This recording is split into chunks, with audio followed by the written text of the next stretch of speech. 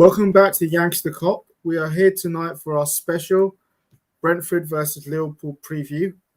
Tonight I'm going to be joined by a special guest. Dan, who's going to give us the Brentford opinion and giving us the lowdown on how Brentford are doing this season. Welcome to the show, Dan. Pleasure to have you on, mate. Pleasure to be here. Thanks for having me on. Always good fun. My pleasure, mate. My pleasure. Yes, obviously, Brentford were new promoted, arguably the best team in the Championship last year, playing some great football. You've been promoted and you actually had a very good start of the season, which we'll get on to. But obviously, look at your summer signings. You did spend a fair bit for a promoted side. You also bought Onyeka for 9 million. You bought Wissa for 9 million, and then you got Christian Ijo from Celtic for 13 million. How are your feelings over the window? Did you feel that Brentford, solved all the positions they needed to fix in, or did you feel that you could have done one or two more players? It was quite an interesting window because compared to what we used to have, some of the signings we made when Sergi Canos first joined us from Liverpool, he was our record signing at 2.5 million, and we're now splashing out 13 million and attracting players like Ayer from Celtic. In itself, I think was kind of such a surreal feeling around the whole window. I think we could have done with one more. We had issues with our right back. We've got Rurslev there at the moment with Sergi Canos, but Sergi Canos hasn't always been that kind of out and out right back. And we've had some issues throughout the year. We sold Dalsgaard back to Midgetland at the end of last season, which was quite a sad loss for us. But overall, it's been a really, really impressive window. Onyeka for 9 million from Midgetland, who are our sister club, was an absolute steal. He's come into the side and completely bossed it in midfield. He's such a powerhouse, attacking, hard-working. On his debut against Valencia, he even scored, and we beat Valencia 2-1. It was pre-season. I know you can't really say much for pre-season, but he is an absolute animal in midfield. Wissa has come in, hasn't really got a run in the team yet because Thomas Frank likes to play this sort of system where it's so tight and the wing-backs play narrow and get forward and play wide when we're attacking, but Wissa's not really broken into the team yet as such. He played against Oldham midweek and he scored an absolute worldie. I don't know if you saw it. It was an overhead kick and that 7-0 win. But just overall a really, really impressive window. Another signing that we didn't mention there as well was Miles Pert-Harris. And he's actually a Brentford born and bred player, played for Chelsea. I think he's 18 now, but he was their top scorer in their development squad. And again, it's nice to kind of welcome back Brentford fans, someone that grew up in TW8 and, just having these players come to the club and build the squad up. It's been really, really impressive so far. Matthew Benham's done a really good job. Yeah, I think your manager is a very good manager in terms of the style of football he's playing. Just want to go in the comments here. Good to see you, Chris. Yes, it is me just tonight by myself. Lead the line. Chris Welsh says also, I like Brentford, the way they recruit, the way they play, deserve their place in the Premier League. Yep, they are a very interesting team to watch in their style of play, and the fact that they play very similar to how Liverpool do in terms of open, aggressive kind of football. Good to see you, Ravi. Big up. I think we stick with our game plan. We don't get caught out with silly mistakes. We can win the game against Brentford. Everyone, if you are just joining, do smash that like, subscribe button. We appreciate it. It helps us get the show out to more people. So, Brentford started off with a big win against Arsenal. I think he shocked Arsenal, who are a very tragic team. But yeah, you shocked them with that win. And then you also got a big win against Wolves recently, who I think obviously Wolves are. You don't normally see Wolves losing at the Molineux Stadium, but you got a good 2-0 win there. And that's 3 wins out of 5. That's a great start to the season. So, how are you feeling over your start to the season? Were you expecting that beginning of the season that you would be starting the season 3 wins out of 5? Or were you thinking, we can just get a couple of points here and there? What was your expectations? Do you know what? Going into this season, after we got promoted, there was still kind of a buzz, like how have we actually done this? we had the worst playoff record in history, and somehow little old Brentford, the old bus stop in Hounslow, had managed to make it to the Premiership. It was madness, and I didn't really know what to expect because we played in we've never been there before, so it's hard to sort of gauge kind of how well we're going to do. In the Carabao Cup last year, though, we did play against 5 Premier League teams, beat 4 of them, and Spurs was the team we lost to. Again, we were a bit unlucky. There was a goal disallowed on the line, but I wasn't confident as such. I wouldn't say I was confident. I was more sort of intrigued to see how we'd go. And the moment kind of walking into the ground for the Arsenal game, under the lights, everyone's in their seats standing up like by 7:30, and that "Hey Jude" before the game, I don't know what it was. There was just that feeling that we were going to beat Arsenal. And we went to Crystal Palace the week after. I was there as well, and we drew 0-0. And that was when I really started to kind of feel like, whoa, we're in the Premiership here, because that was a 0-0 game. And that was probably the highest 0-0 game I've seen us work. The midfield 3 ran all game, non-stop, such a high intensity. And that really is the difference between the Championship and the Premiership. Playing against these teams where Crystal Palace, mid-table, maybe a bottom half team. And, it was a 0-0 game that was at such a high intensity. But as you mentioned, that Wolves game as well, that really was such a big win for us, because if you look at the fixtures we have next, we've got you guys followed by West Ham away, then Chelsea at home, then Leicester at home. So if we hadn't have won in that Wolves game, there was quite easily the possibility of us getting 0 points out of a possible 15. So that win for us, I think, was so big and so important that I think it's going to give us a lot of confidence going into tomorrow, because I'm sure you watched the game, but we were rampant. We were dominant. Wolves didn't really get a look in. There was a header from Jimenez, but we had 2 goals disallowed for offside, and Buemo hit the bar 1-on-1. We went down to 10 men, and they still never, ever looked like scoring. I really think we're going to be all right this year. I hope we're going to be all right this year as well. Well, I think you guys remind me of Sheffield United last year. When no one like facing Sheffield United, they got some good roles against the big teams, and it's just the style of play, because they were aggressive. They were, they were front-footed in terms of like getting the ball down the field. They played an unusual formation, and the fact that they pushed the centre backs up, so it caught everyone off guard. And no one knew how to. Not last year, the year before, no one knew how to kind of really handle Sheffield United. Then obviously they suffered second season syndrome, but it was that surprise package, and that's what I feel like you guys have. Chris Welsh has obviously expected Brentford to beat Arsenal, and the supermarkets. But when you think about the rest of the season now coming up, what are your expectations? Like, do you think you can possibly, results go your way, chance for Europe, or is it just I wish. You never know, because things, strange things happen. You never know. Sheffield United in their first, as you just mentioned there, in their first season, they were up there and were a bit unlucky in the end not to make it to Europe.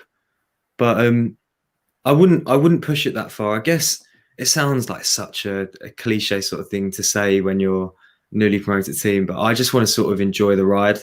We've never been here. I'm used to going to Oldham away, or going to like these dumps. No offense to anyone from Oldham, but going to sort of these places that aren't, as built up and not as big as some of these Premier League clubs that we're going to play. And yeah, I guess we could maybe push for top 10, especially if we continue to play the way we're playing at the moment. I can't see why not. My only concern would be if we burn out, because we play that high intensity of football. I feel like kind of tomorrow's game is going to be a really, really interesting match, because we've got such similar styles where it is high intensity, press from the front. And for us, as I mentioned, the Crystal Palace game, where how hard we had to work in that just to get a 0-0 draw. My only concern would be whether we can keep it up for the rest of the year. But so far, it's been completely positive. We need to hold on to Ivan Toney. Don't lose him in January. And I think we'll be all right. I think we'll be fairly comfortable. Yeah, one of my good mates, Doug, says here, Christian Iger is a great signing. Watched him at Celtic. Brentford really impressed me. That Walker should have been a lot more. 5-0 it should have been. David Ray is a great keeper too. Yeah, so obviously off air, you spoke about Brentford's new stadium, and I think like one thing, obviously that when you're watching football last year, it wasn't the same without the fans. You could see the atmosphere wasn't the same. It was probably easier for a lot of teams to go away from home because no one had any. The home team never had any advantage because it was just empty. You could hear the players screaming. You could hear the ref, the manager on the bench talking, and you could actually, that was the atmosphere. Or unless they put the stupid fake atmosphere, which is awful. So, like, how big is that going to play for Brentford tomorrow? Especially as the 5:30 kickoff. They're not always the most enjoyable evening kickoffs. For teams, because especially if you're the away team, you can be a bit sluggish. So, a noisy, packed stadium. How big are the fans going to be for you tomorrow? Oh, massive! It's going to be a case of us as fans of the 12th man. I'll be there tomorrow. The new stadium itself has really been. You can tell the moment you walk in there, it's really been designed to trap noise, and the roofs kind of slant over a bit like that. So when all the noise goes up in the air, it comes straight back down onto the pitch, and echoes around the ground. And even at that Arsenal game, I've never in my life been in an atmosphere like that. I don't think the TV cameras really picked up how ridiculously loud it was. And again, coming up against Liverpool, Liverpool is a massive, massive club.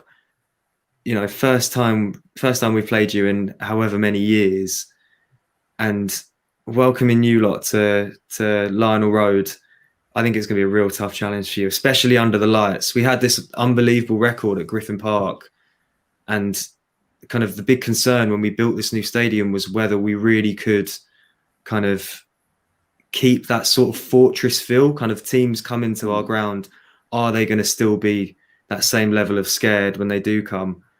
And I really do think the noise from the crowd is going to make a massive, massive difference tomorrow.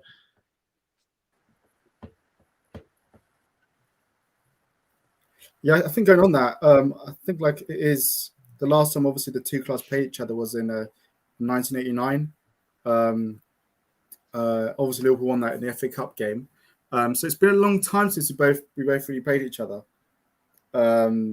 So like, what are you like? Obviously, what are you thinking? Like the fact that Liverpool coming to you, like from your point of view, a Brentford fan, how have you made Liverpool so far this season? And like, just out of curiosity, from your as a neutral opinion. You look very, very strong, surprisingly strong. Because you look at kind of the top four at the moment, everyone knows it's nailed on Chelsea, City, United, Liverpool, basically, and not in that order in particular, but yeah, I think especially in those opening few games, you've just beat Palace 3-0. You had a great start away at Norwich, again a newly promoted team that you've gone to their ground, kind of quite a hostile atmosphere, and shut them down straight away with an early goal. And I think the way Klopp's kind of got you drilled this year, especially those new signings you kind of brought in, your back line seems a lot more shored up now. You haven't got so many injury issues. So I think it's going to be a real tough game tomorrow. And when I look ahead to us playing at 5:30, I think kind of your style of attacking football almost suits playing a team like us, because we play so high and you've got your wingers, Salah, Mane running in behind. I think your style really does kind of lend itself to play a team like us. And it just depends on how well we can defend and how tight we can keep it. I'm genuinely not sure how the game's going to play out, how Thomas Frank's going to even approach it. But I think you look really strong, and I am quite concerned about tomorrow. So going on about that, because I just want to talk about Thomas Frank, because I think there's a lot of similarity, like I said, in how you play football. And it reminds me of when there was David Wagner at Huddersfield. They used to play, although they were terrible in the Premiership, but when they were in the Championship, they did play like very similar high press, kind of attacking football. So Yeah. and I think that's what makes Brentford different for a lot of other kind of promoted teams. Other teams will come in and they'll try and play like negative, like Roy Hodgson kind of football, like punt the ball downfield, which is negative. But you're coming in trying to play like positive style of football. Mine's a bit like Leeds. So tell us more about your manager and his background and what kind of how's he got you playing this like stylish kind of football? It's quite interesting because he took over from Dean Smith when Dean Smith went to Aston Villa. Aston Villa was kind of his boyhood club, and he left us in a bit of a kind of sticky position. And Thomas Frank came in, and I think he lost or he didn't win his first 10 or 11 games, and everyone was Frank out. What is this guy doing in a job? And Matthew Benham just stuck by him, and ultimately it's paid off in the end. I think we sold Neil Maupay that year as well, and Frank moved Ollie Watkins. A lot of people don't know this, but Ollie Watkins was a winger when he played for us. He played out left, and Frank moved him to the middle to play up front. And all of a sudden, he turned into a goal machine. And we had the likes of Said Benrahma, Brian Mbeumo, and those front three just had such a strong connection attacking wise. And in midfield, we had people like Josh Da Silva, Matthias Jensen, Christian Norgard, who had been brought in that same season under Thomas Frank. I think he played a real part in the Scandinavian recruitment, and not many clubs in England go for players from those sort of leagues, and they've made a real difference to our squad. And we got to the playoff final 2 years ago, lost to Fulham. That was a tough one to take, and I guess when you look at the season after, we've gone up the season after through the playoffs. The mental strength that Thomas Frank must have put in this team is absolutely incredible. We went on a 22-game unbeaten run in the Championship last year, and all of a sudden, in the middle of the season, Rico Henry got injured. We lost 3 games on the bounce, and everything looked like it was kind of going to pot. And it seemed like it was same old Brentford bottling it again. You hit top of the league and fall back down, and then Thomas Frank put us in this new formation, which we've played ever since, which is the 3-5-2, which Jurgen Klopp spoke about in his press conference today. And what that's sort of done is really shore up kind of our defensive line. We've got outright, we play Sergi Canos now, on the left Rico Henry. Whenever we're off the ball, the team becomes so narrow, and you can see it when you're at the games. The team just becomes so narrow, and they all drop in and move across as a unit. And I saw this stat today that so far in the Premier League, we're second for expected goals against, behind Man City. So that sort of defensive unit that Thomas Frank has created has really kind of pushed us to this new level. And what it also allows is when we're attacking, these wing-backs bomb forward. Rico Henry's been doing it for his entire career. Sergi Canos was a winger originally, and he's now been brought back into this right wing-back role. So he's used to attacking as well. And we've also got a few free men in the middle. Christian Norgard likes to drop into the middle of our back line as well, pick the ball up from there and play the ball. And he's got these strange sort of movement patterns that make us such an awkward team to play against. It's really, really kind of weird. And I spoke to some Arsenal fans. I've got a few Arsenal mates, and they were at the game as well. And they just said it was just so awkward. It was such a strange game because you press so high, but you also defend so deep. And it's almost like this weird combination that teams can't seem to get their heads around when they play against us. And I think Thomas Frank has really kind of instilled that defensive mindset and shored up that back line, which has kind of given us so much confidence going into the year. Yeah, everyone just watching, do smash that like, subscribe button you haven't done. We appreciate you being on the channel. The stream, as always, the chat is popping off. Good to see you, Charles. He's our resident Tottenham fan. He thinks Tottenham are going to win the quadruple every year. Like, not a chance, Charles. Yeah, Chris Welch obviously just batting his Charles, saying Tottenham are going to run away with it. Yes, obviously want to get on to the 2 players here I want to talk about on the Brentford side. Obviously, the first one is Sergio Canos. So obviously, when Liverpool signed him, I remember under Rafa Benitez, he was seen as a wonder kid, probably wasn't given a fair chance at Liverpool, and then he was but he's rebuilt his career at Brentford, and he's been a really good player for you. So just tell us about him. Like how good has he been for you guys? Because I know he's scored a lot of goals and got a lot of assists as well. So I think I can't remember, it was last year, the year before, I saw him score like a really good long distance goal. And yes, like tell us about the impact to him and how has the Brentford fans taken to him. He's a weird one. He's quite a hot and cold player, I'd say, amongst the fans. So he first signed for us in 2015 on loan, I think, and didn't really get a look in the side. Came off the bench a few times, got a few starts, and I think he went back to Norwich or Liverpool, wherever he was at that time. And in the end, we ended up signing him 2 years later, and he was playing alongside. Well, he was competing for a spot with Saeed Benrahma, who's obviously gone to West Ham now. And it used to be a case of Sergi Canos is starting. Why is Benrahma not starting? You know, and as you said, he was expected to be the wonder kid when he came from Barcelona. Never really kind of hit his peak at Liverpool. But all of a sudden, he seems to just have found his position and place in this team as a wing back. I think he's a winger. I don't even know how to describe him. When he was playing on the wing, he was good. He started to grow on me. He had like a really bad knee injury for a while, and ever since then, he's come back and just been absolutely electric. I almost think that knee injury changed his mindset for his entire career, because before it seemed like he was just going with the flow, a bit lackadaisical. Had this knee surgery, was out for a year, was due to come. He started coming off the bench just before COVID happened, and then that extra 3 months that the league had stopped giving for COVID kind of gave him that extra recovery time, and maybe even pushed him on to be like, I really want to make a player of myself here. And then after the COVID, we came out and were playing some unbelievable football. Sergi Canos was a key role in that. And yeah, he just seems to have found his mojo lately, and he's so full of confidence. He clearly loves life here, and he's our longest serving player now, which is mad to think.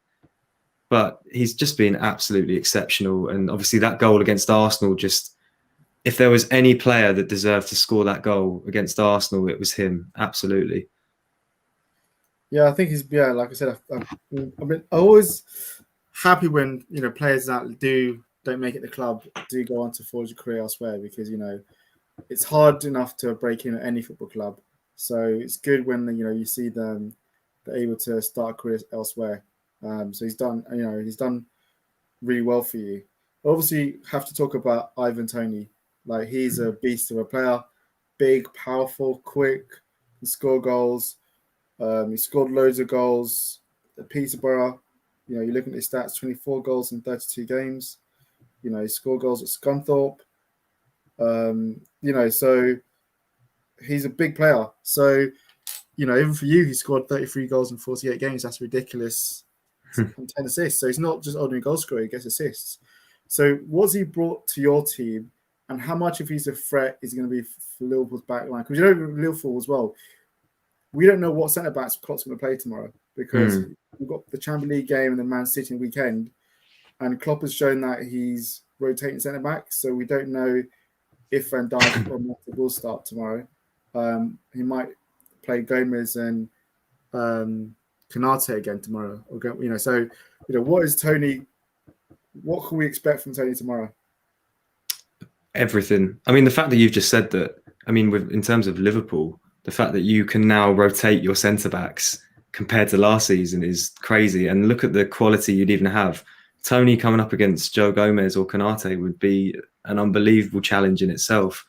But he is just the complete striker. He kind of exudes confidence. You hear him in his interviews. He said that, what's the point in going to the Premier League if you're not going to try and win it, when he was playing with us? I mean, we've got title ambitions these days, but he's just everything. Up in the air, so strong, so quick. You saw against Wolves for the second goal, when he had the ball down the line. He won the ball in the air, was running down the line, shifted one man off, put him on the ground, had the pace to get to the byline, and then the composure to slow it down and pick his pass to Brian Mbeumo. he's the perfect striker to hold the ball up, the link-up play, and again, a poacher, a serious poacher. He didn't score a goal from outside the box last year. And some people would say, oh, that's a bit weird. He doesn't create his own chances, or, he's kind of a one-dimensional player. But I think the fact that he's only scoring in the box shows how kind of, how sort of a proper striker he is. He's an old school striker. He gets in the box. He's there in the right place at the right time. Great movement. And I saw this stat as well. The fact that he scored 33 goals and he's got 11 assists, like excluding the playoffs this season included. That's 7 more than any other player in the English top 4 leagues since the start of last season. If you think of some of the players that are in these leagues, look at your squad, for example. You've got some of the best players in the world, and Ivan Toney's got 7 more league goals and assists combined than any other player, which is crazy. And my one scare is that, you've got teams like West Ham, Arsenal, all kind of fishing around for a striker at the moment. And he would be the perfect player to go to one of those teams and take him to another level. So I hope that we don't lose him. But he's going to be a serious, serious threat for whoever plays at the back tomorrow. Yeah, I think so. I think, because obviously, like I said, I can't really second guess Klopp right now in terms of what lineup he's going to play. I think they're going to be in for a battle tomorrow because, like I said, I don't really enjoy.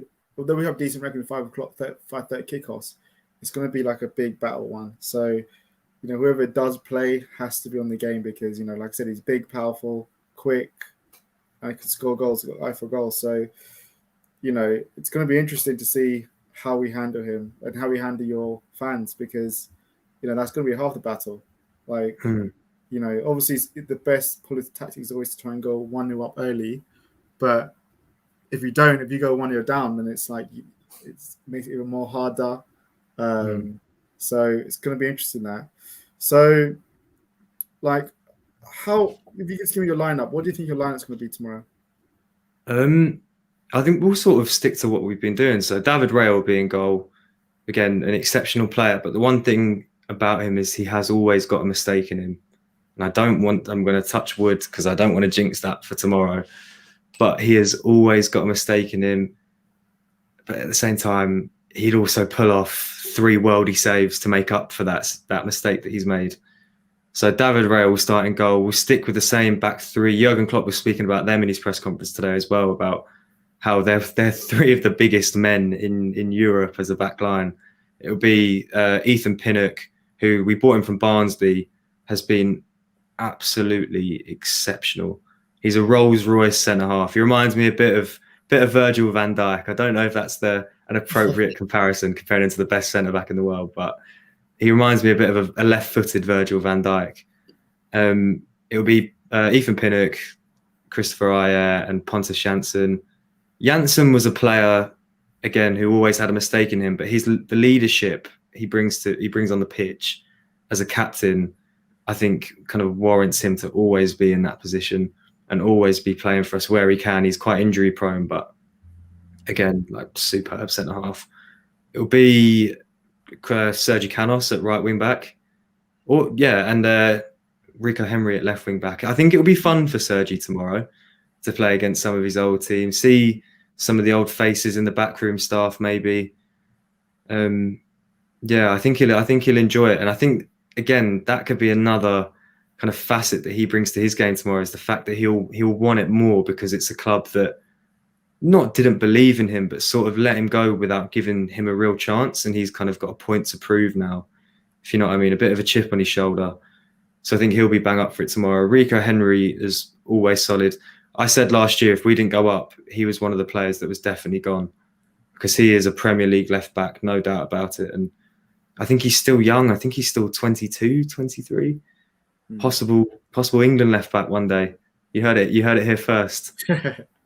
In the middle of the park, Christian Norgard will be there. They did a little cameo on him on Match of the Day the other day, about how he's got such a good tempo to his game. Kind of his IQ, his footballing IQ is through the roof. He's one of the most intelligent players on the pitch. So he'll be in the middle, probably next to Frank Onyeka. although he's kind of been suffering from a bit of a knock lately, but I think he played in the week. I think we'll play Onyeka next to him, who will give your midfield kind of a run for their money. I can definitely tell you that. And next to him, Matthijs Jensen might play. He hasn't played for us in the league all season because he picked up a knock in the Euro semi-final. But he played in the week. He's looking sharp. He's sort of our ball-playing central midfielder. Although I do think Vitaly Janelt will play over him. And again, he's another player who no one's ever heard of him before until he joined us. And he played for us. And again, just ridiculously good player, serious baller. And he's been called up to the German under-21s now a few times after signing for us because he's been ridiculous. Then, how many players is that? Then it'll just be Ivan Toney and Mbeumo up top. And then Brian Mbeumo is someone we haven't spoken about, but he's got everything as a kind of a tricky. It's like a big man, little man up top. He's got everything that you want in a little man. He's a bit fiery. His movement, crossing, passing, very skillful, quick.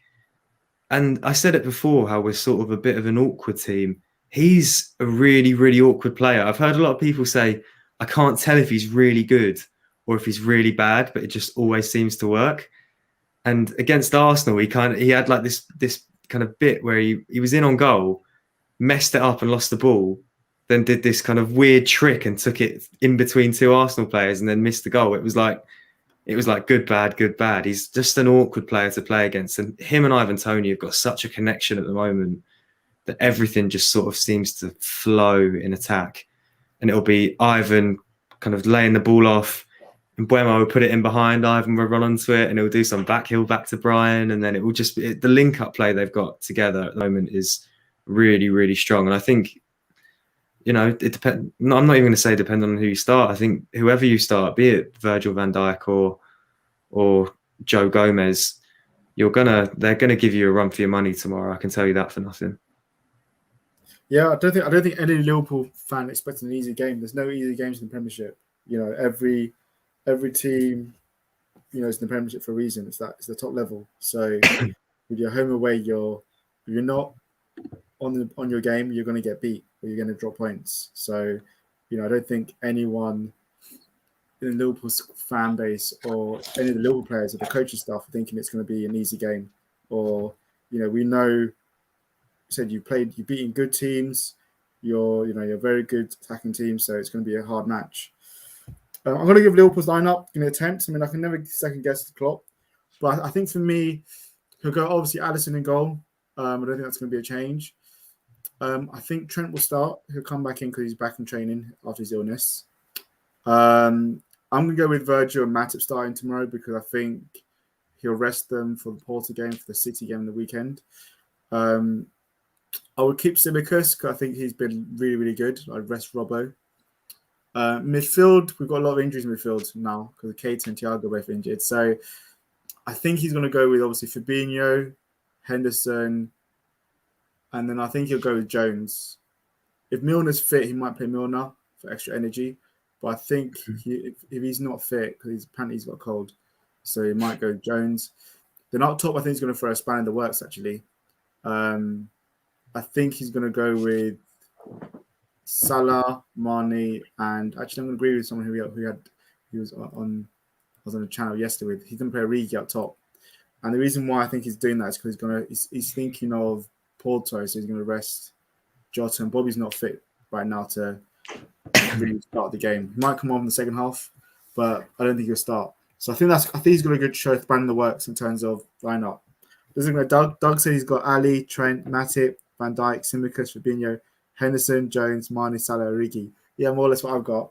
That's the thing I think of lineup he'll go with, just to keep things fresh. And I don't think Jota was that good against Palace, so I think he could do with missing a game and playing the Porto game instead. So yes, I think either way it's going to be an electric game. I'm looking forward to seeing how this pans out. For me, as I said earlier on in the season, I don't really care about the scoreline. I just want to win. It's about this, for either side. But right now, it's just about getting the wins. It's not about playing electric football or being amazing at this early on in the season.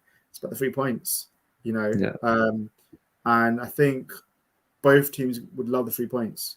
You because of it'd be great for you to get another giant killing over another big club. And for Liverpool because Man City, Arsenal play tomorrow. Man City, Chelsea play tomorrow in the morning. So Yeah. one of them is going to drop points, or maybe both. So it'd be great for Liverpool to get the 3 points in that. All right, so we're going to transition on to our predictions. So everyone in the chat, put in your prediction as well. What's your prediction score, mate? I'm gonna go 2-1 Brentford, mate. I think that I'm not gonna say that we're gonna lose. I genuinely think there's a result to be had against you lot tomorrow. Hot take that. Oh, we're going to hot take with that one. No, I think there's a result to be had against you lot tomorrow. I think the confidence that we're going to have after that Wolves win, especially going a man down in that game and still managing to pull through without any real issues, and the fans in the stadium are going to make a massive, massive difference. Under the lights, Lionel Road, 20,000 Brentford fans screaming "Hey Jude" at the top of their voice. I'm telling you, it's going to be a hostile atmosphere, and welcoming Liverpool, welcoming the Scousers down to West London. It's going to be good fun. 2-1, mate. Good. I like confidence. You always have to be confident in your own team. So I like that. I think for me, what probably sways it is that, Leeds fans thought the same thing when we went to Ellen Road. They were like, stuff. And so did Norwich at the Cottage. They thought there's that same thing. But Doug, it was you that started. He said Origi starting yesterday, so I'm agreeing with you. 100%. I think he will start tomorrow. So for me, I went for a 2-1 win Liverpool, so the opposite side to you, which I said on Doug's show last night. And I don't think it's going to be like a high-scoring game or one of those ones where it's one-sided. I think it's going to be one of those scrappy games where, it could be a penalty or, a controversial VAR incident. We know how Ivan Toney takes penalties, bro. We know how he takes penalties. He doesn't miss. Touch wood. Touch wood. So it's going to be one of those ones where it's a scrappy win, and then it's just like, or maybe the one team flukes at the end, and you're like, okay, they didn't deserve that, but they come with the 3 points. It's been one of those games. Doug said 2-0, but I wish, likewise, I wish Brentford obviously nothing but good luck for the rest of the season. I think you're going to have a good season. You'll take the Premiership as surprised. So, and plus, Dan, look to have you back on for the away game. Definitely have you back on for that. And hopefully then I should have more of my other hosts back as well. So it's much more. I can get a grilling from the Liverpool fans. It's much more buzz in it. But it's been a good show. It's been good chatting with you. And I appreciate you coming on. Even though it's a bit late, I don't normally do the shows this late, so it's appreciate you coming on and being here. Absolutely. Otherwise, definitely yes. Otherwise, everyone in the chat, you've been amazing. Dan, what socials can people get you on? Twitter, DanKane34. Get at it. Definitely give Dan a follow. He's a top bloke. Otherwise, everyone in the chat, you've been amazing as always. We appreciate it. Do smash that like and subscribe button if you haven't done already. We will be back. Doug just followed you straight away. Good man, Doug. We'll be back. Doug. I think on Sunday for our post match. So look out for that. We'll be doing a watch along tomorrow because I can't probably watch the game, and everyone else is at the game or doing something else. So we'll watch on tomorrow, but we'll be back for the post match on Sunday. And then obviously for the Porto game, Man City, we'll be watching on for that. So keep an eye out for those. And we also have 2 big guests coming up either next week or the week after. So keep a lookout for those. So that's in the pipeline as well. Otherwise, everyone, up the Reds. Have a good evening, everyone. Dan, have a good evening. You too, mate. And see you soon. See you later, everyone.